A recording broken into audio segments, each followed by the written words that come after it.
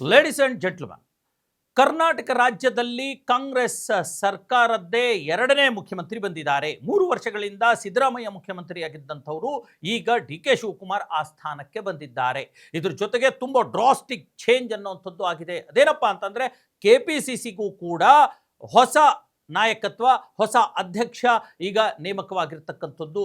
ಜೊತೆಗೆ ಹೊಸ ಸಚಿವ ಸಂಪುಟ ರಚನೆಯೂ ಕೂಡ ಆಗಿದೆ, ಇನ್ನೂ ಆಗಬೇಕಾಗಿದೆ.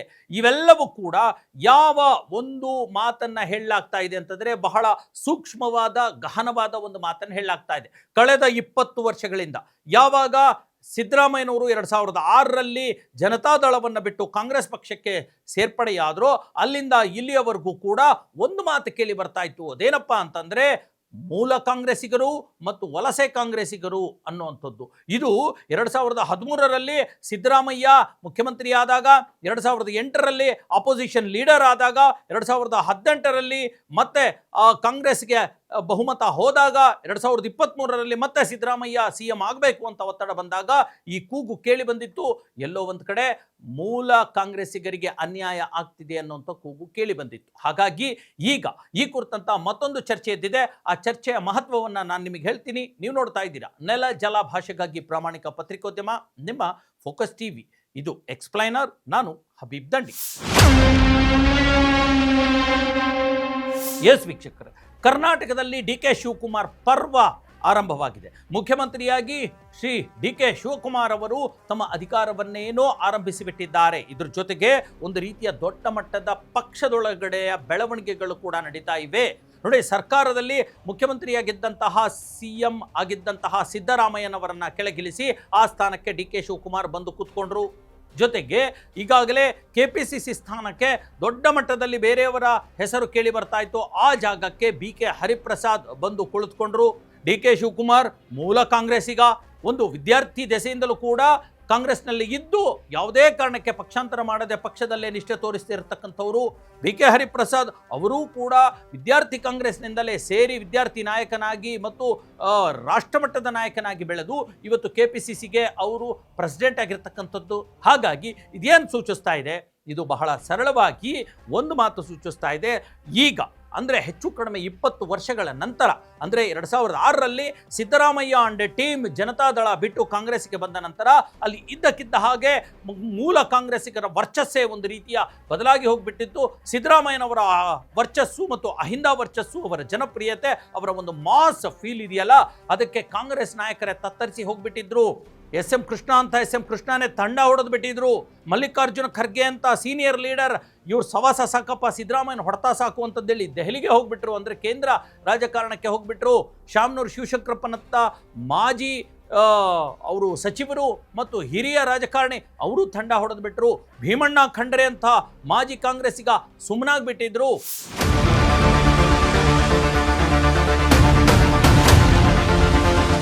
ಈ ಕಡೆ ಅಜಿತ್ ಸೇಠ್ ಅಂತ ಮೈಸೂರಿನ ಮಾಜಿ ಕಾಂಗ್ರೆಸ್ಸಿಗ ಸುಮ್ಮನಾಗ್ಬಿಟ್ಟಿದ್ರು.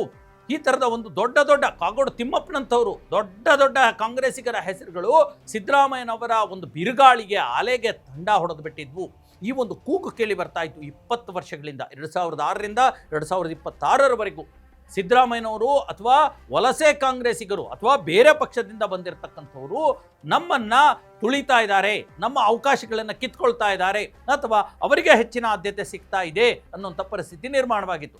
ಯಾವಾಗ ಕೇಂದ್ರದಲ್ಲಿ 2014ರಲ್ಲಿ ಕಾಂಗ್ರೆಸ್ ಸರ್ಕಾರ ಅಳಿಸಿ ಹೋಗಿ ಅಲ್ಲಿ BJP ಸರ್ಕಾರ ಬಂತು, ಕಳೆದ 12 ವರ್ಷಗಳಿಂದ ಈ ವಲಸೆ ಕಾಂಗ್ರೆಸ್ಸಿಗರ ಹವಾ ಅಥವಾ ಸ್ಟ್ರೆಂತ್ ಇನ್ನಷ್ಟು ಜೋರಾಯಿತು. ಇಲ್ಲಿನ ಮೂಲ ಕಾಂಗ್ರೆಸ್ಸಿಗರ ಸ್ಟ್ರೆಂತ್ ಇನ್ನಷ್ಟು ಕಡಿಮೆ ಆಯಿತು.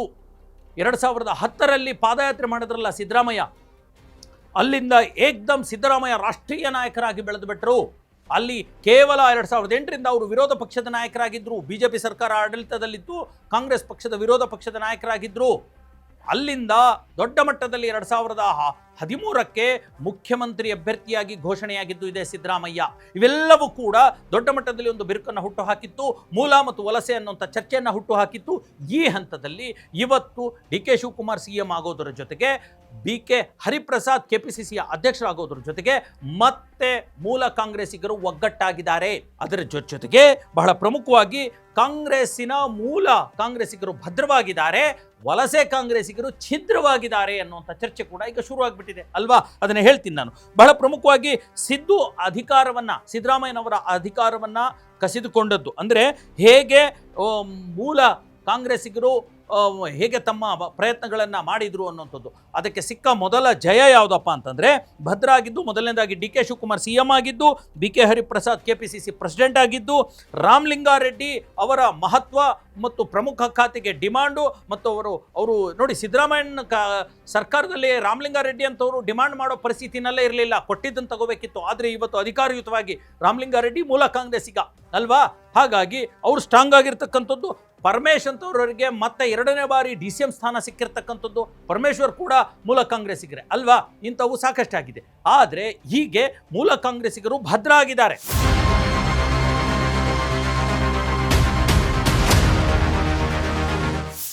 ವಲಸೆ ಕಾಂಗ್ರೆಸ್ಸಿಗರು ಛಿದ್ರ ಆಗಿರುವಂತಹ ಪ್ರಮುಖ ಅಂಶಗಳು ಯಾವುದು ಅಂತಂದ್ರೆ ಬಹಳ ಮೊದಲನೆಯದಾಗಿ ಸಿದ್ದರಾಮಯ್ಯನವರಿಂದ ಅಧಿಕಾರವನ್ನು ಕಸಿದುಕೊಂಡಿದ್ದು, ಸಿದ್ದರಾಮಯ್ಯನವರನ್ನ ಮುಖ್ಯಮಂತ್ರಿ ಸ್ಥಾನದಿಂದ ಇಳಿಸಿದ್ದು.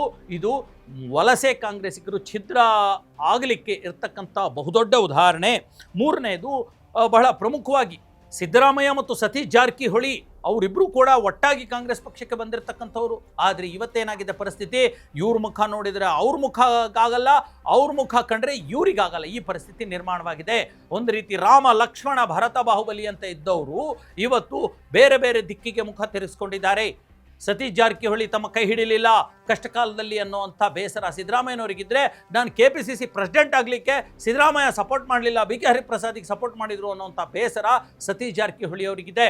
ಹಾಗಾಗಿ ಸುಮಾರು 30-35 ವರ್ಷಗಳಿಂದ ಜೊತೆಗೇ ಇದ್ದ ಸಿದ್ದರಾಮಯ್ಯನವರ ಬೆನ್ನಿಗೆ ಇದ್ದ ಬೆಂಬಲವಾಗಿದ್ದ ಸತೀಶ್ ಜಾರಕಿಹೊಳಿ ಇವತ್ತು ನಾನೊಂದು ತೀರ ನೀನೊಂದು ತೀರ ಅನ್ನೋ ಪರಿಸ್ಥಿತಿ ಸಿದ್ದರಾಮಯ್ಯ ಮತ್ತು ಸತೀಶ್ ಜಾರಕಿಹೊಳಿ ಅವರಿಗೆ ಬಂದಿದೆ. ಅದಕ್ಕೆ ಕಾರಣವೂ ಕೂಡ ಇದೇ ಸಂಘಟನಾ ಚತುರ ಮತ್ತು ತುಂಬ ರಾಜಕಾರಣದಲ್ಲಿ ಪಳಗಿರತಕ್ಕಂಥ ಡಿ ಕೆ ಶಿವಕುಮಾರ್ ಅನ್ನುವಂಥದ್ದು ಅದು ಮುಚ್ಚಿಡ್ತಕ್ಕಂಥ ಸತ್ಯ ಏನಲ್ಲ ಅಲ್ವಾ.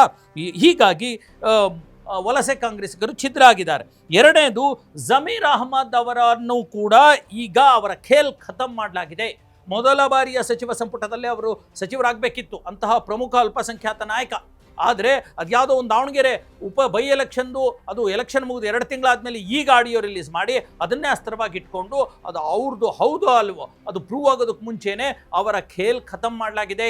ಆ ಮೂಲಕ ಸಿದ್ದರಾಮಯ್ಯನವರ ಮತ್ತೊಬ್ಬ ಪ್ರಮುಖ ಬೆಂಬಲಿಗನನ್ನ ಅವರ ಖೇಲ್ ಖತಮ್ ಮಾಡಲಾಗಿದೆ.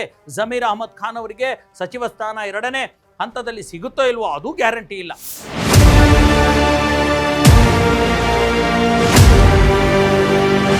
ಹೈಕಮಾಂಡ್ ನಿರ್ಧಾರದ ಮೇಲೆ ಅಥವಾ ಸಿದ್ದರಾಮಯ್ಯನವರ ಪಟ್ಟಿನ ಮೇಲೆ ಅದು ಡಿಪೆಂಡ್ ಆಗಿದೆ. ಆದರೆ ಅಧಿಕಾರದಲ್ಲಿರ್ತಕ್ಕಂಥದ್ದು ಡಿ ಕೆ ಶಿವಕುಮಾರ್ ಮತ್ತು ಜಮೀರ್ ಅಹ್ಮದ್ ಖಾನ್ಗೆ ಎಣ್ಣೆ ಸೀಗೆಕಾಯಿ ಸಂಬಂಧ ಅನ್ನೋಂಥದ್ದು ನಮಗೆ ಹಲವಾರು ಬಾರಿ ಗೊತ್ತಾಗಿದೆ.